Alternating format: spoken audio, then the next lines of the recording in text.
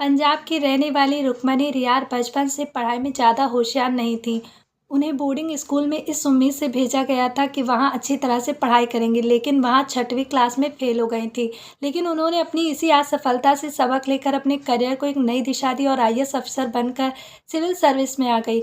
जानिए आईएएस रुक्मणी रियार की success story.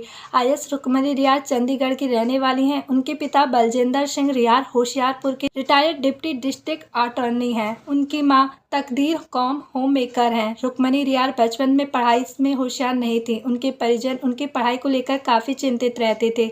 IAS Rukmini रियार की शुरुआती पढ़ाई गुरदासपुर से हुई थी। उनका पढ़ाई लिखाई में मन कम लगता था। उनके परिवारजनों ने उन्हें 4वीं क्लास में डलहौजी के सेक्रेड हार्ट स्कूल भेज दिया था, जो कि बोर्डिंग स्कूल है। वहाँ रुक्मणी 6वीं क्लास में फेल हो गई थी। इस असफलता से आहत होकर वह काफ़ी परेशान रहने लगी थी। कई महीनों तक तनाव में रहने के बाद उन्होंने ठान लिया कि वह होनहार बनकर दिखाएंगी। रुक्मणी रियार ने कक्षा 12वीं की परीक्षा पास करने के बाद अमृतसर के गुरु नानक देव यूनिवर्सिटी से सोशल साइंस में ग्रेजुएशन किया था।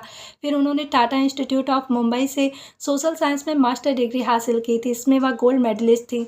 इसके बाद रुक्मणी रियार ने योजना आयोग के अलावा मैसूर में अशोदया और मुंबई में अन्नपूर्णा महिला मंडल जैसे एनजीओ के साथ इंटर्नशिप की।